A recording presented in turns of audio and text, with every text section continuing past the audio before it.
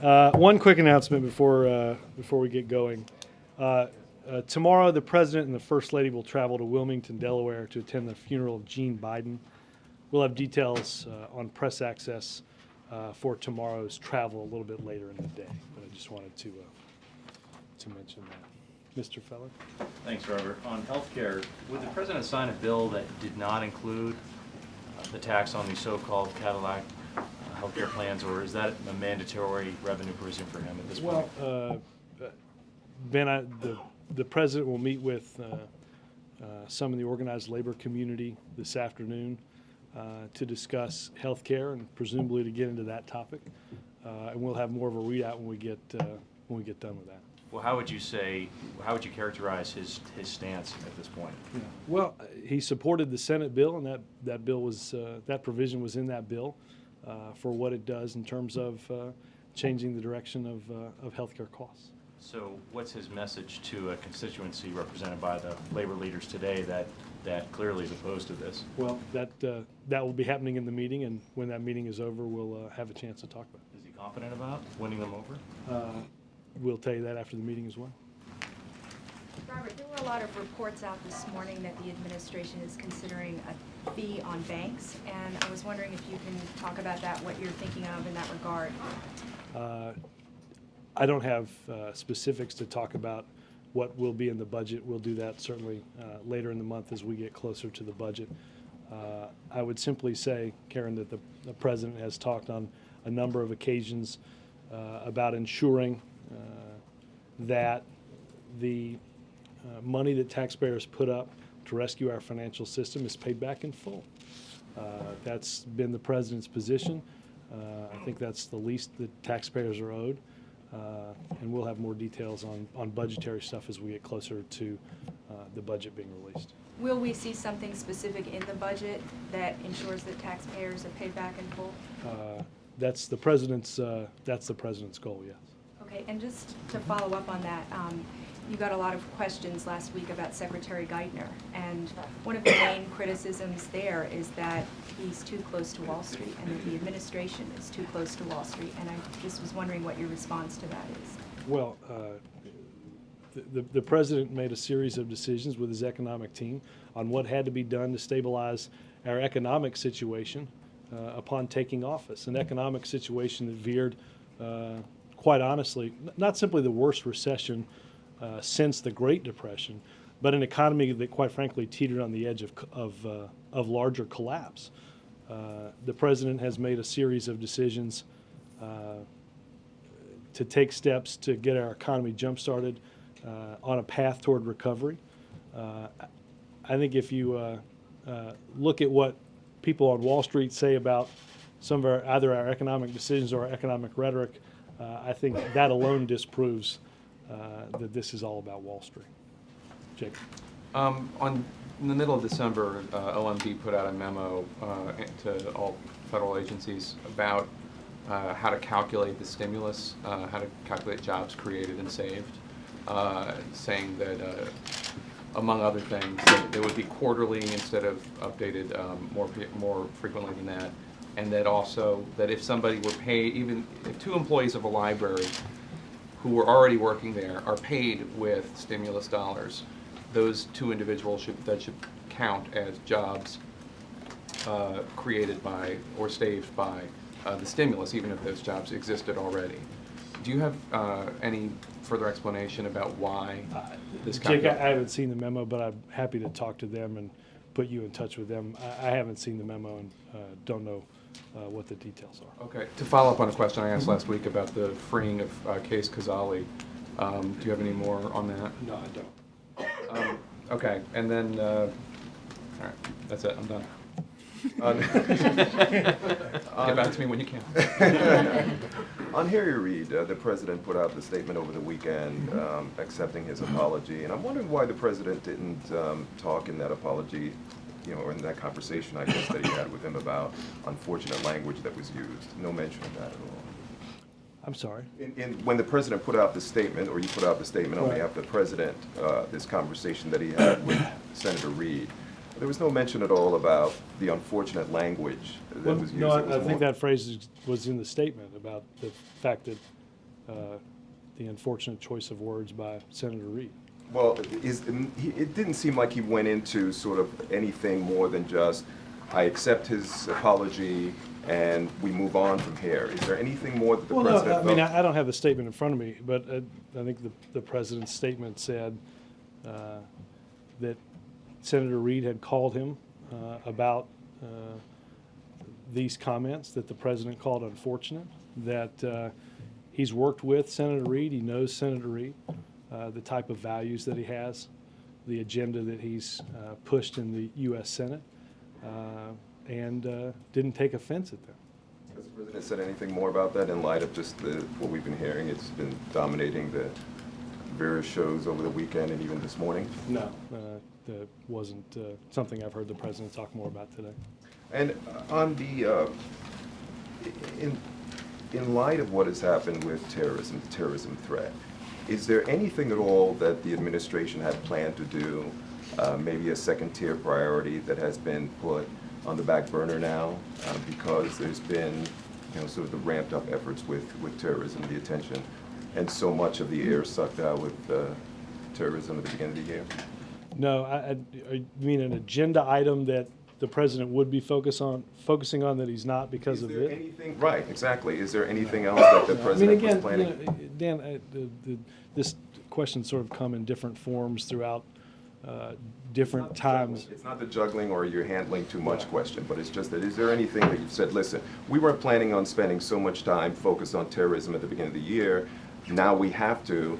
There's some other things, some other priorities that might have to be put I on don't the back burner. understand. That's not the juggling question. I'm not saying, I'm not. No, I'm not trying to be sarcastic. I'm just trying to get. I lost for the premise of the question. Is it just realize, hey, we had to focus so much on terrorism, let's put something else back a bit. Let's move something off the front burner. I think that is the juggling question. But It's- oh, sorry, that's thanks for the crystal clear clarity of that. It's not the typical Wow, question I don't know that how I says, didn't. "Are you I don't know how I guys-" didn't get that. The question, I'm not saying, are you guys juggling too much? That's not the question. The question is just, You're saying, have you decided are we to? not doing something because we're doing something in lieu of that? But my question wasn't, are you juggling too much? I'm just asking you, is there anything you've decided to put off for now? Because there are these other issues you weren't planning on Maybe I spending should so have just much said time. no and gotten out. The answer is no. Right. Well, I did, and then I sought to understand the premise of the. Never mind. I would say this, Dan, that the notion that I think. Well, let me say this. I think inherent in your question is somehow now the president is having to spend so much more time on something like terrorism that he wasn't. That there wasn't a spending time on that No, you've prior always said to. that. Right. You've And I mean, always I would said just that. say You said that, that before. again, the president's PDB goes over the security situation and threats. The president has spent quite a great deal of time dealing with this. So there's no issue that has not been discussed or worked on because of that.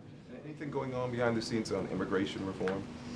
No, I mean, I can't remember if the president's had any meetings on this recently, but I can certainly go back and look through the schedule. Yes, ma'am. When's the president going to hold a news conference? Not that you're inadequate. Well, I appreciate that. As Chip asked this question on Friday, and well, no, well, she is nicer than you, Chip, but that's On an obscene long time. right, Not right. holding one. But again, not that we're inadequate.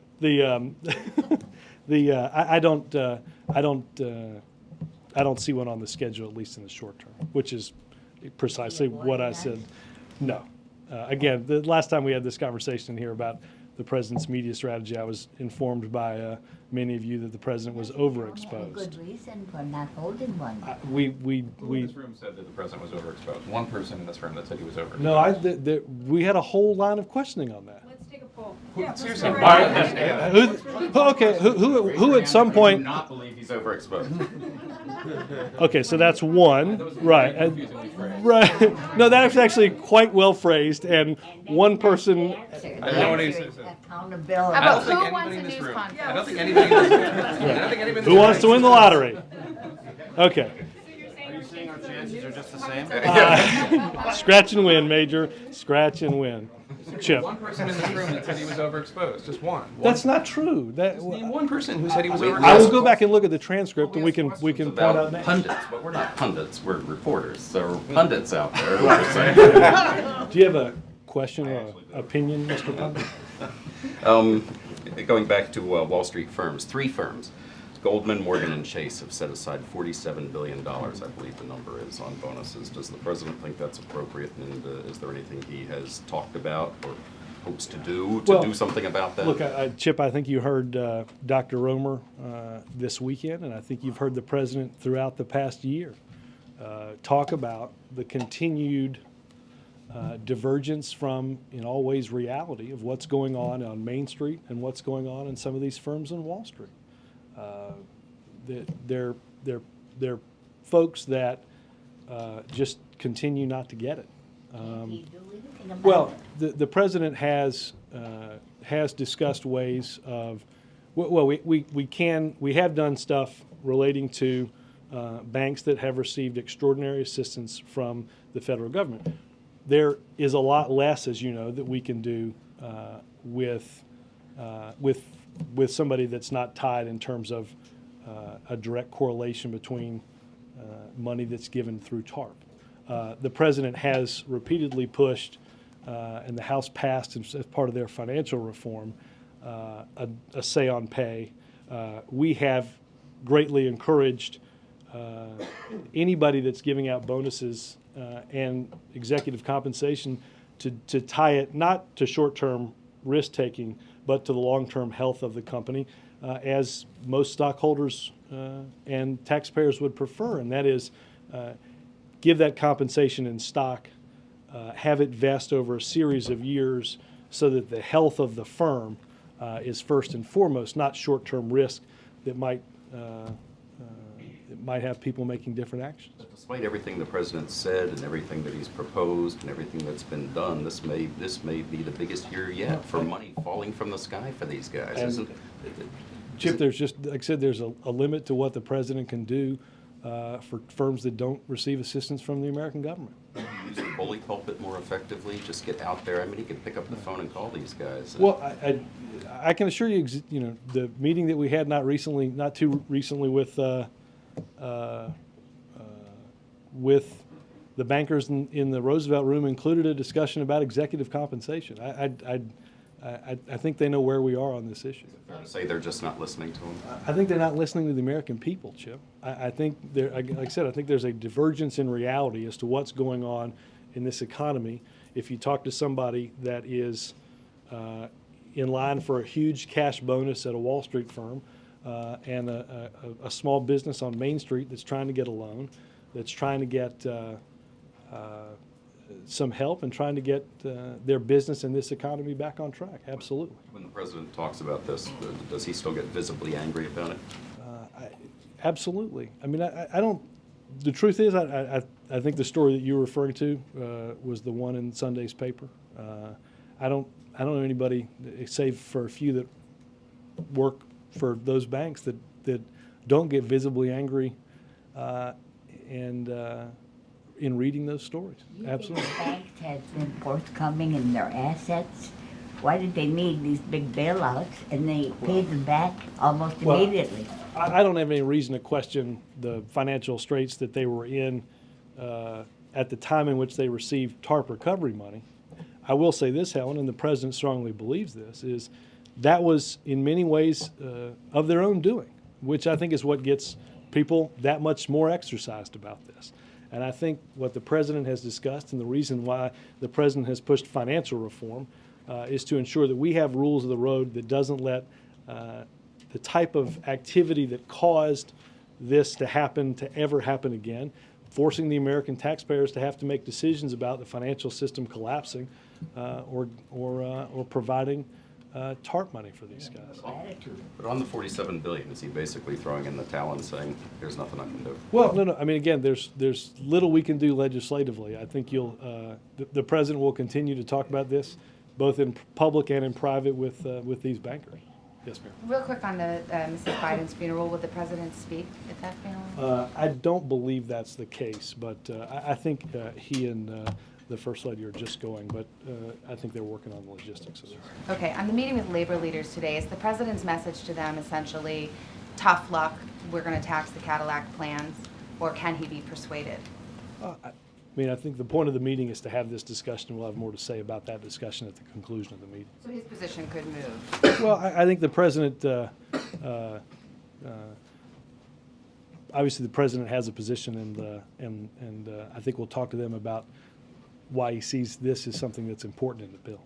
Okay, and I think last week some senior aides said we should expect more of a focus on the economy this week, and I wondered how we might expect that to manifest itself. Well, I think on Wednesday, we'll have an event in the local area to talk about some jobs ideas and some economic numbers.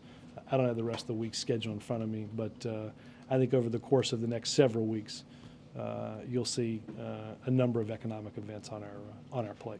How involved are you guys in shaping the jobs bill that's happening in the Senate? Well, I think we've certainly been in communications with the House and the Senate about different jobs packages as the president outlined in December here in Washington.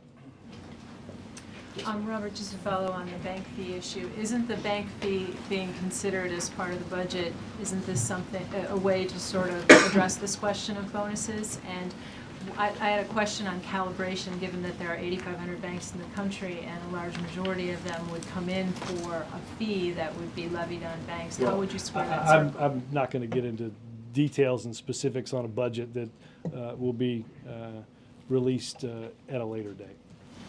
Is that the printers? Then when it comes back from Kinko's, we'll be able to talk about it. It's not really at Kinko's. That was just go ahead.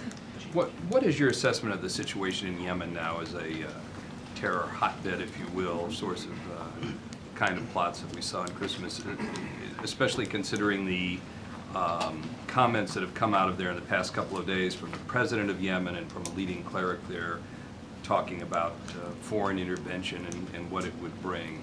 Well, look, as you well know, this has been on the president and the national security team's radar for quite some time. The security situation there obviously remains quite perilous. There are vast areas of largely ungoverned space that have attracted Al-Qaeda in the Arabian Peninsula and other extremist allies in Yemen and throughout the region. I think the president and his team have been and still are acutely aware of the threats that could be emanating and are emanating from that region. Do you think this is for domestic consumption, these comments about whipping up comments about foreign intervention? And why did the president find it necessary to say what he did in the magazine interview about the prospects for U.S.? Well, I think that, whether it was General Petraeus or President Obama, I think discussing whether or not American boots on the ground was something that was something the administration was planning, I think is something the president simply put to rest as not happening. Can I follow up on this one? Yeah. The president also said that he's willing to talk to Al-Qaeda member if they repent, the president of Yemen. And his national security advisor said that Yemen is not a haven for extremists. Does this undermine the administration and the president's effort to combat terrorism, especially in Yemen? No, I mean, our position on disrupting, dismantling, and defeating Al-Qaeda is not any different today than it was several days ago. We have worked closely with the Yemeni government to address threats that have come out of Yemen, the security situation there, and will continue to do so. He wants to talk to them.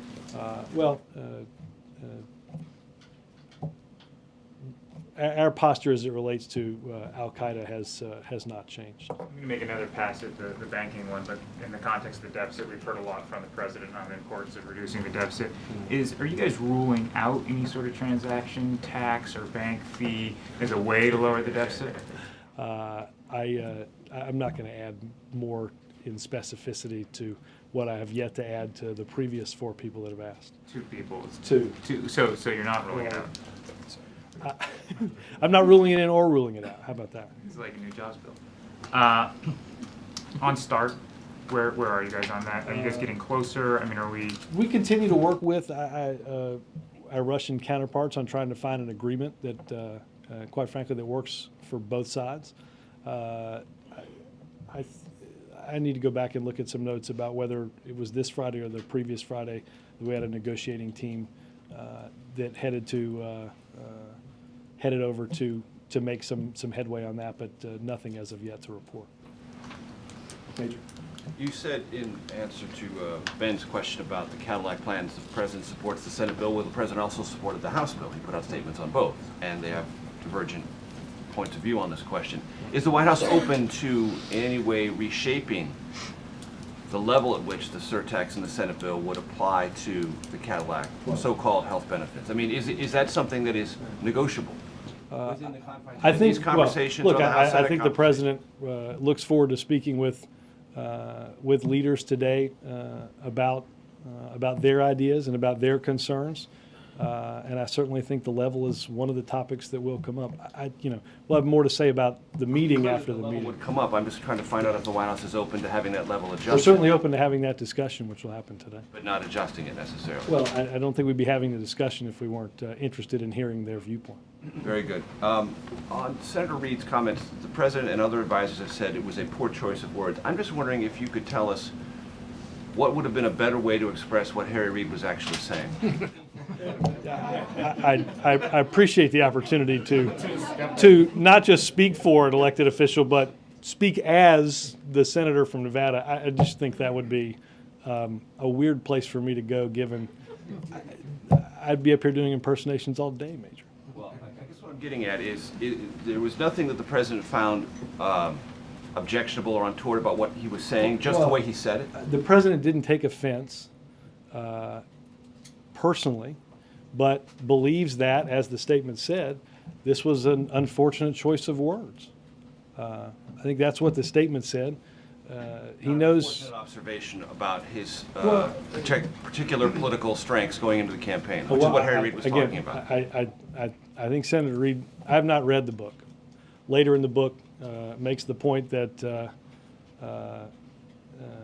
not only does he not think race is going to detract from, but it will be a positive for the campaign. So obviously it's a very poor choice, a very unfortunate choice of words. The President got that apology from Senator Reid, didn't take offense to it, and has moved on. Did you want to react to any Republican calls for either him to step down or asserting that there's a double standard here vis-a-vis the Trent Lott situation? Well, I mean, I think you need to go back and I think it's helpful to go back and see what was said in the previous instance. I appreciate that some are drawing a direct analogy. I don't understand exactly how one draws the analogy to a former majority leader expressing his support for the defeat of Harry Truman in 1948 so that Strom Thurmond would be president running on a states' rights ticket. I don't see how that's analogous to what Senator Reid was saying. I understand what people have to say on TV or to get themselves on TV. I would suggest they spend about 20 seconds reading a little history and figuring out that to draw that analogy strains any intellectual enterprise or any real reality in all sense of the word. On politics, there are indications that the Massachusetts Senate race is tightening up.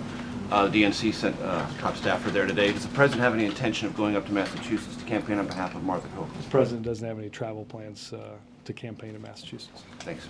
Robert, given the meeting with the labor leaders later today, do you think the President has done right by a movement that was so much a part of his victory in November, the labor movement? Has he done right by them? Has he advanced their agenda in the ways that he should? I think the President has represented working men and women in this country in everything that he's worked on, whether it was making a decision to save two companies from going bankrupt, whether it was pushing a recovery plan. I think a whole host, obviously, of legislative initiatives that have benefited working men and women in this country. Absolutely. Robert, just one quick question on a timetable on Iran sanctions. You said last year that we were looking, once the end of the year came, we'd be looking at a decision. When do you hope to have a coalition together to move forward on Security Council? We continue to work with our partners in the P5+1, as you heard the President say last year, in putting together the next steps moving forward. I don't think there's some magic day in which that all happens at the UN. At least I don't have that day. But we will continue to hold Iran responsible for living up to its international obligations.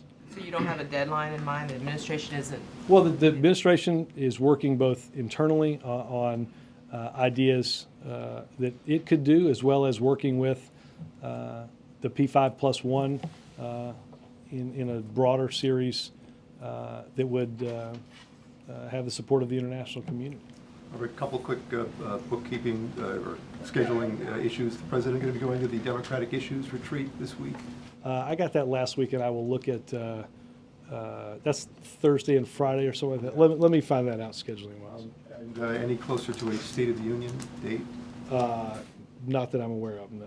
And one of substance, if I may, North Korea. They're suggesting, well, a process of substance. Councilor Reed made that point. Exactly.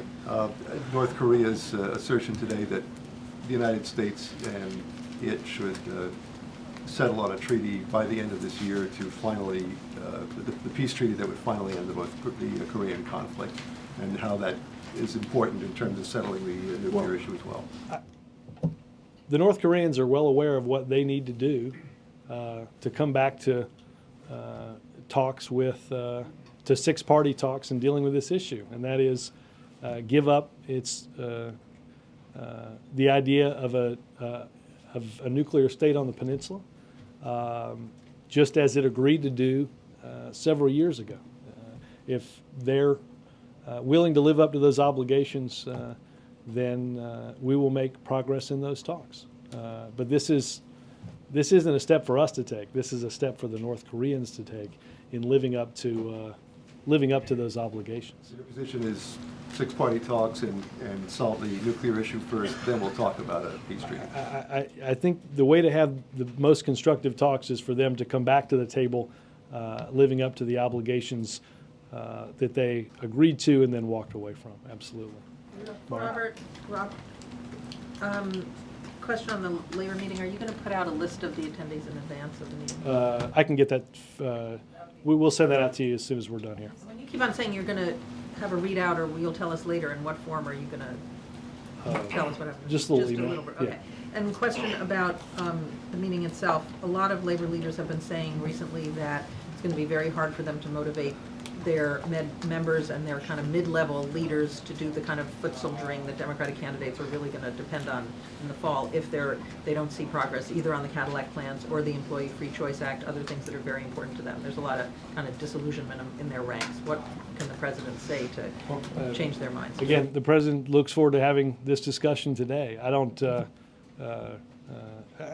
I think working men and women in this country will be plenty motivated in 2010 about the choices that they have in front of them.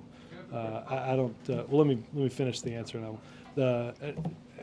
I don't think. I don't think working men and women. You're meeting with labor leaders. I mean, they're I part of the understand. Democratic To represent infrastructure. working men and women. I understand. Yeah. I understand. I think we're talking about the same group of people. Yeah. Yes, ma'am. You're saying they'll be plenty motivated because, if you could just finish that thought for me. Because of I think when one looks at what the President's agenda is, and then one looks at the lack of an agenda on the other side in dealing with any problem that somebody in a working person in the middle class deals with, I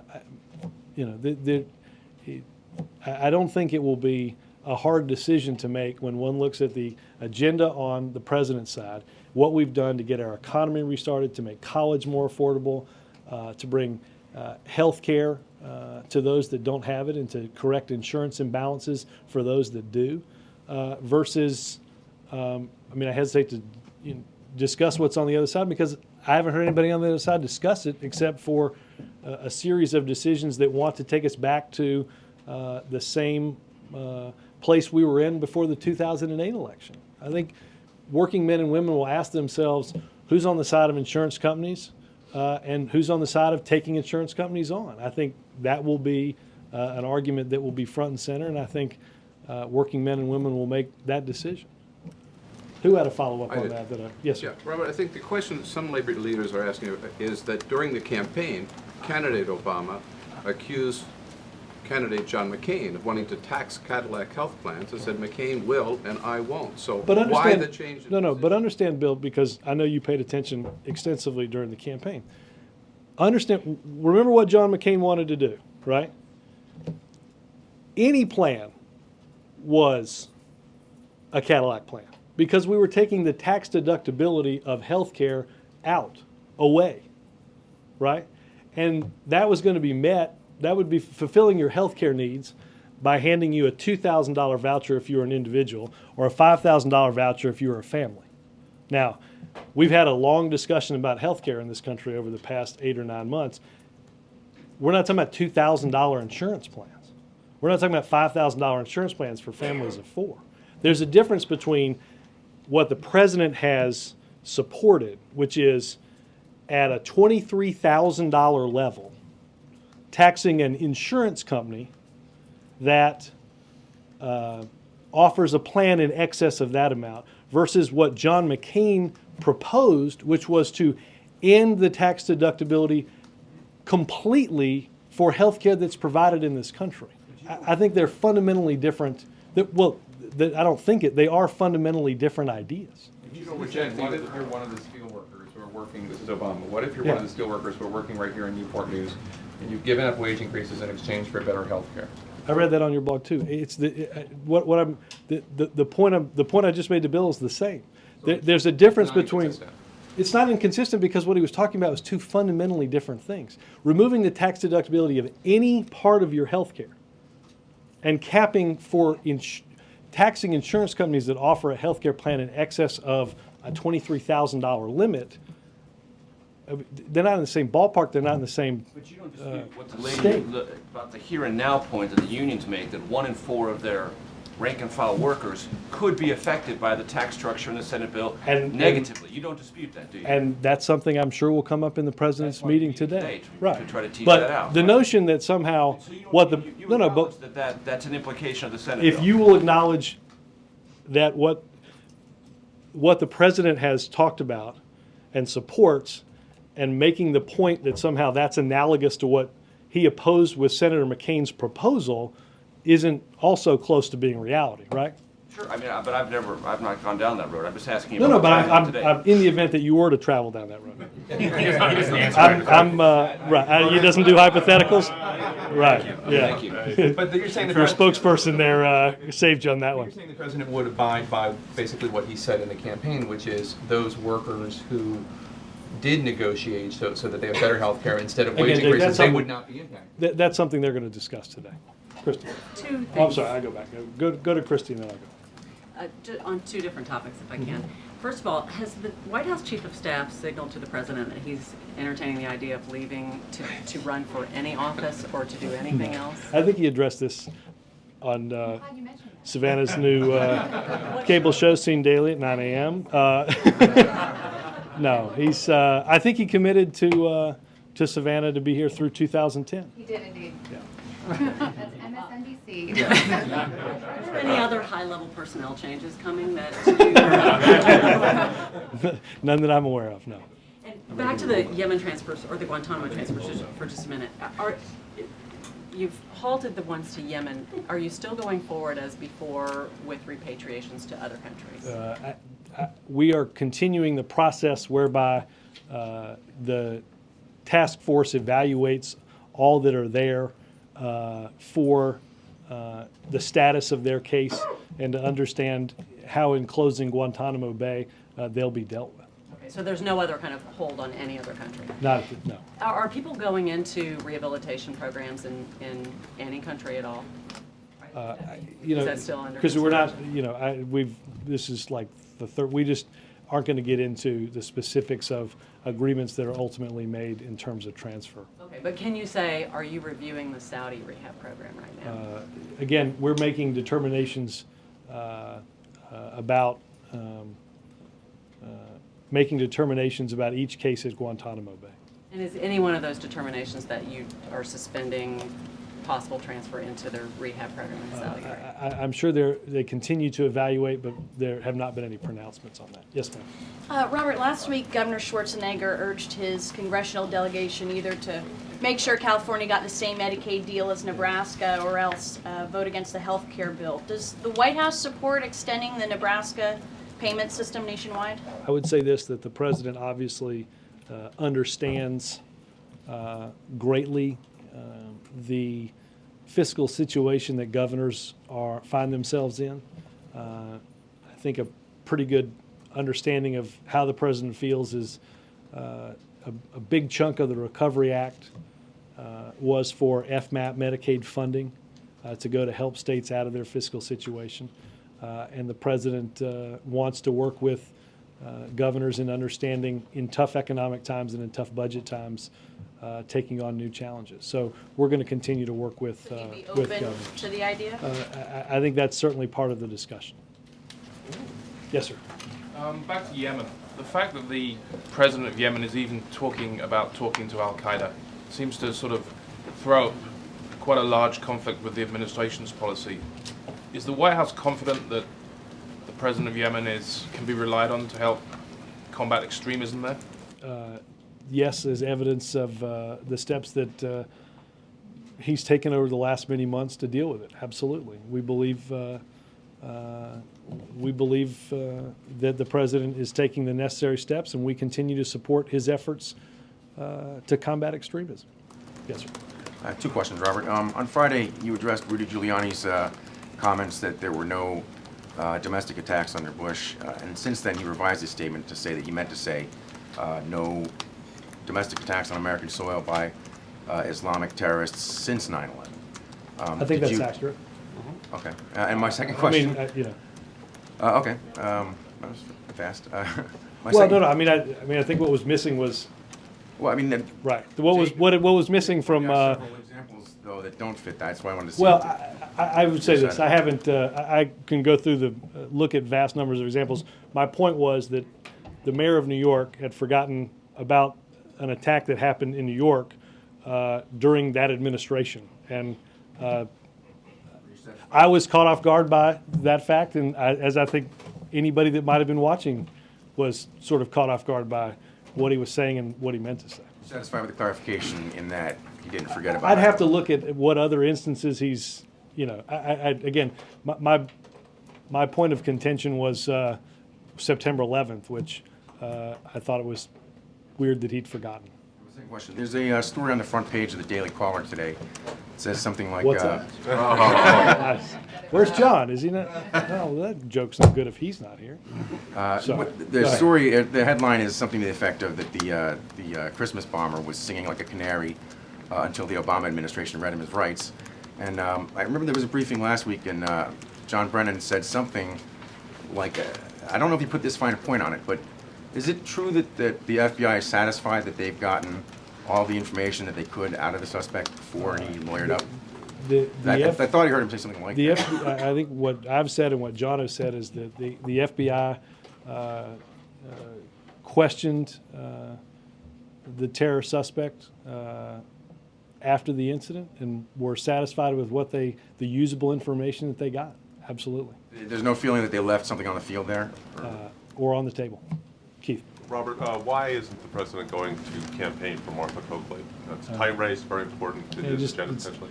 Not on our schedule to go to next week. I know. Why is it not on the schedule? It's just not on the schedule. Has he been asked by the Coakley campaign to come? Not that I'm aware of. Has he been asked to stay away? Not that I'm aware of. Is he concerned, is there concern that his popularity, I mean, it just doesn't make any sense they wouldn't go up there. Is he concerned that his current popularity ratings, if it goes up there, that he might hurt her campaign? No. So just not on the schedule. It's the scheduler actually who has decided not to send it. No, I didn't say it was, you didn't ask me that. We just, it's not on the schedule as a trip the president's going to make. Ken? Robert, it looks like Harold Ford is very serious about jumping into the Senate race in New York. What's the White House's position on having a candidate like Harold Ford run for that Senate seat? Look, I think the White House is quite happy with the leadership and the representation of Senator Gillibrand in New York. And as many are in the DSCC, we're supporting her reelection. Thanks, guys. How would you handicap the chances of Rahm and Senator Schumer to clear the field this time around? Stay tuned.